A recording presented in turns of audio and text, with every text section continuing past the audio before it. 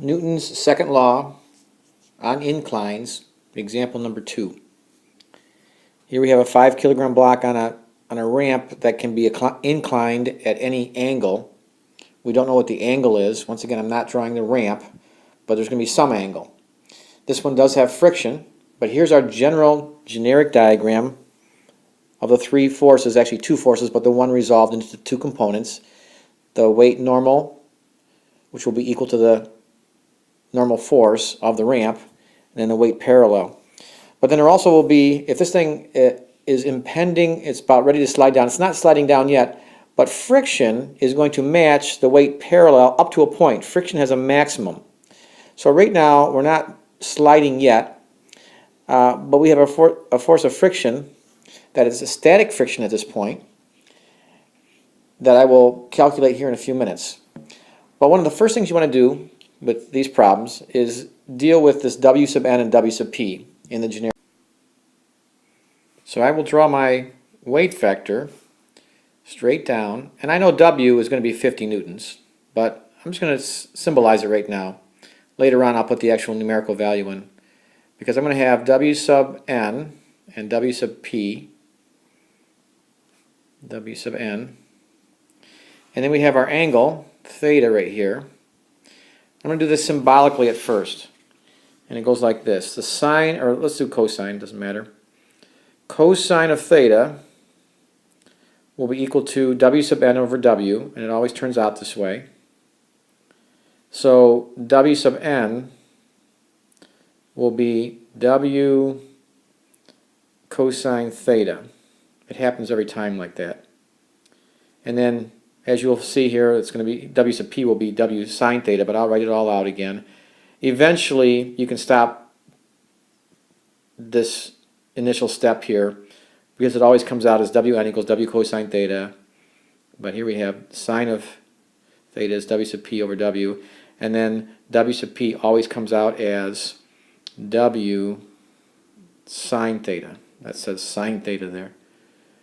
The S didn't come out too well. Let me try fix that. Okay.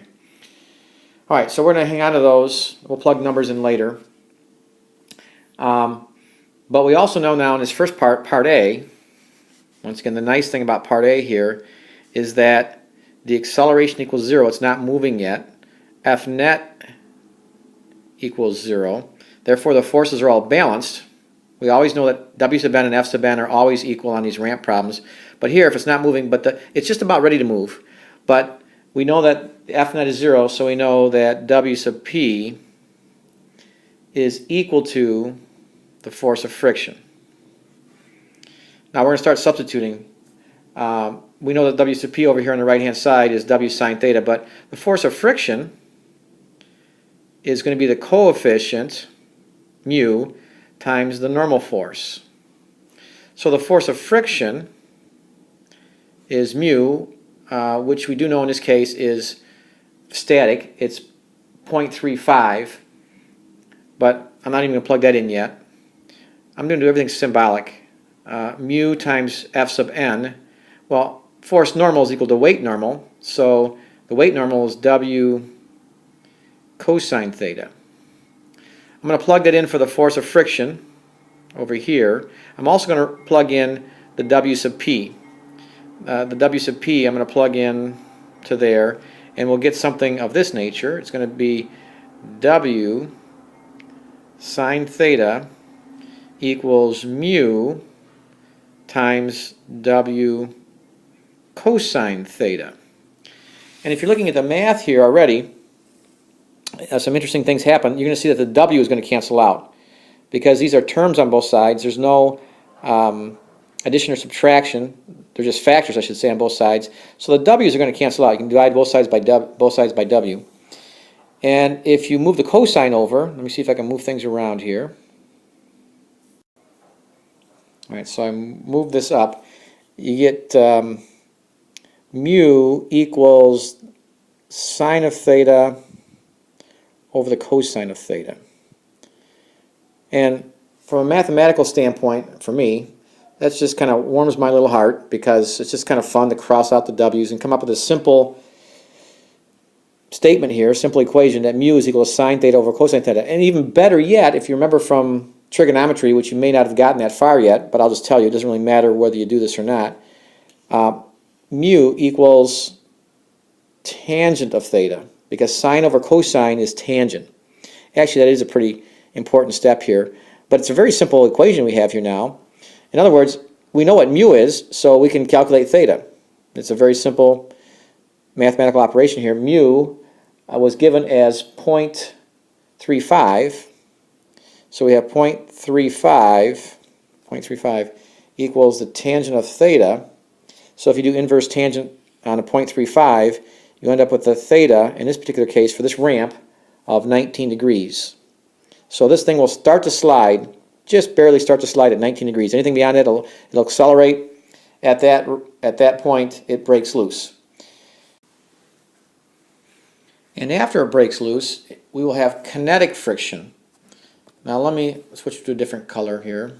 I'll go back to red. So part B, it's now going to accelerate because the force of friction will be less than it was in the first case. Well, let's figure out the force of friction and all the other quantities now numerically. For example, the force of friction in part B here will be mu, the kinetic frictional force, times F sub n. Now F sub n is going to be equal to W sub n. So we have to get W sub n, and we can do that off to the side over here. If you look at the top, W sub n equals W times cosine of theta. Let me plug these in here. W sub n will be equal to, well, the weight is 50. 5 times 10. It's 5 kilograms of mass times 10 for the acceleration due to gravity times the cosine of 19. Now we're assuming we're staying at the 19-degree angle. So W sub n is 50 times the cosine of 19 degrees. So that's 47 newtons.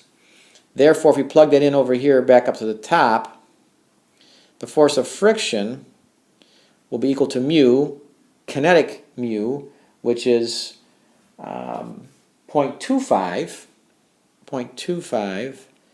times the 47, going to 2 sig figs. The force of friction will be 12 newtons. All right, that's an important number. It's not the answer, but I'll put a little box around that. And that's also going to be restricting the motion, but what's actually trying to make the object accelerate down the ramp is the W sub p. So I'm going to calculate W sub p. W sub p is going to be W sine theta. So it's going to be 50 times the sine of theta. That's from, which is 19 degrees. That's 19 degrees there. 50 times the sine of 19. Once again, still the same angle. So W sub p, the force trying to make the box accelerate down the ramp, is 16 newtons. So that's important. The two boxes right now here in red are the important ones, because now I'm going to apply F net equals ma.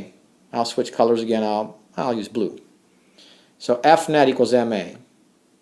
F net equals ma for the blocks in the direction down the ramp. So the 16 newtons W sub p is pulling down. It's the bigger force minus the smaller force.